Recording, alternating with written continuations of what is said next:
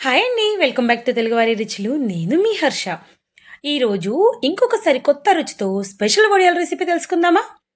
దానికన్నా ముందు ఈ వడియాలు చూసారా?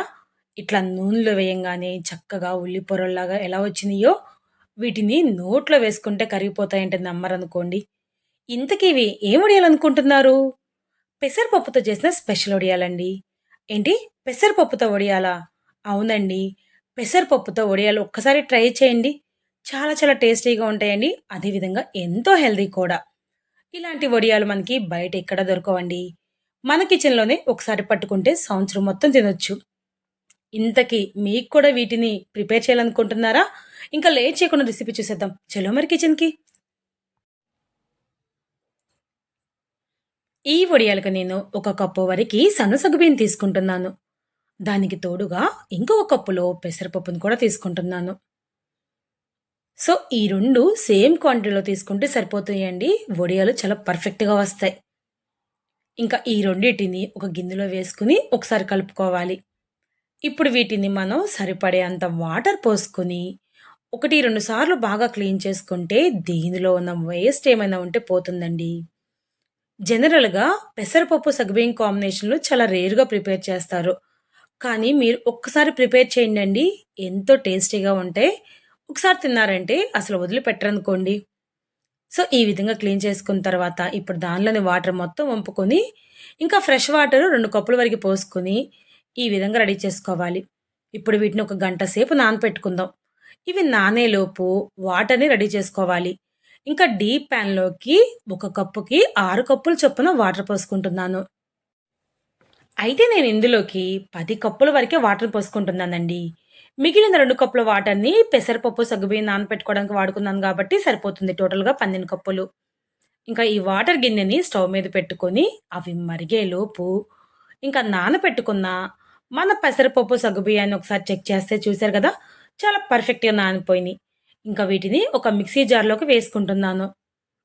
మిక్సీ జార్‌లోకి ఇట్లా వాటర్‌తో పాటే వేసేసుకుంటున్నాను.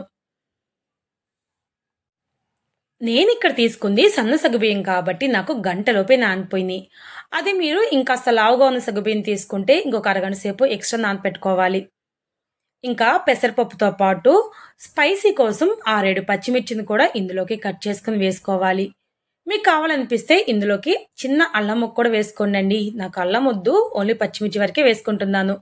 ఇంకా దీంతో పాటు అర స్పూను జీలకర్ర, ఇంకొక అర స్పూన్ వరకి ఉప్పు వేసుకుంటున్నాను. ఇంకా ఈ వాటర్‌తోనే మిక్సీ పట్టుకుంటే ఇదిగోండి ఈ విధంగా పిండి రెడీ అయిపోయింది. ఇంకా ఎటువంటి పప్పులు లేకోకుండా ఈ పిండిని ఈ విధంగా మెత్తగా మిక్సీ పట్టుకోవాలి. మన పిండి రెడీ అయ్యేలోపు మన స్టవ్ మీదున్న వాటర్ కూడా మరిగిపోయినియండి. ఇంకా మరుగుతున్న ఈ వాటర్‌లోకి మనం మిక్సీ పట్టుకున్న పిండిని మెల్లమెల్లగా వేసుకుంటూ ఈ విధంగా తిప్పుకోవాలి. తిప్పుకుంటేనే ఎటువంటి గడ్డలు ఫార్మ్ అవ్వకుండా ఉంటాయండి. లేకుంటే మనం వేడి వాటర్‌లో వేసినప్పుడు ఆటోమేటిక్‌గా ఉండలనేవి వచ్చేస్తాయి. సో, కంటిన్యూయస్‌గా ఈ విధంగా తిప్పుకుంటూ ఉండలు లేకుండా చూసుకోవాలి.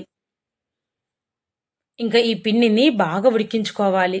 వాటర్ కన్సిస్టెన్సీ తగ్గి చిక్కపడేంత వరకు వీటిని మనం ఉడికించుకుంటున్నాము.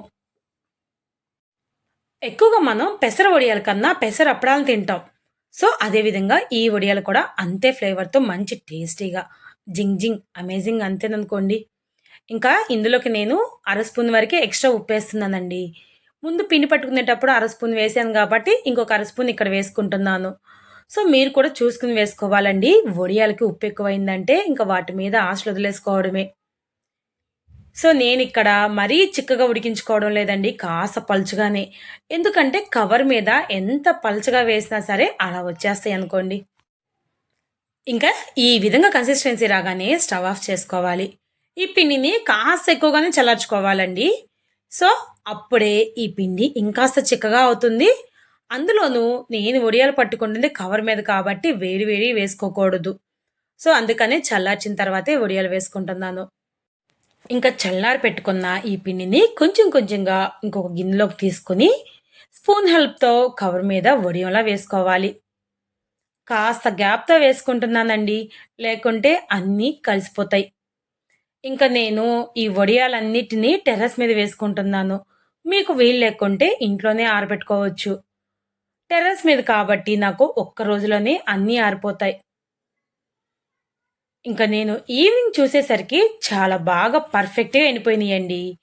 వాటిని ఇదిగోండి ఇట్లా తీస్తే చాలు అలా వచ్చేస్తున్నాయి. ఇంకా వీటన్నిటిని తీసేసుకొని ఒక గిన్నెలోకేసుకుంటే ఫైనల్లీ నాకు ఇన్ని వడియాలొచ్చేసినియి. ఓన్లీ 2 చిన్న చిన్న కప్పులతోనేనండి. అంతే. చూసారు గదా! ఎంత మ్యాజిక్ చేశాయో! చాలా పలుచగా, ఉల్లి పొరల్లా ఉన్నాయి. టేస్ట్ అయితే మాత్రం అద్భుతం అనుకోండి. మీరు కూడా ఈసారి ఈ విధంగా ఒకసారి ట్రై చేయండండి. ఎప్పుడు బియ్యంతోనే కాదు, ఇవి కూడా చాలా టేస్ట్‌నిస్తాయి.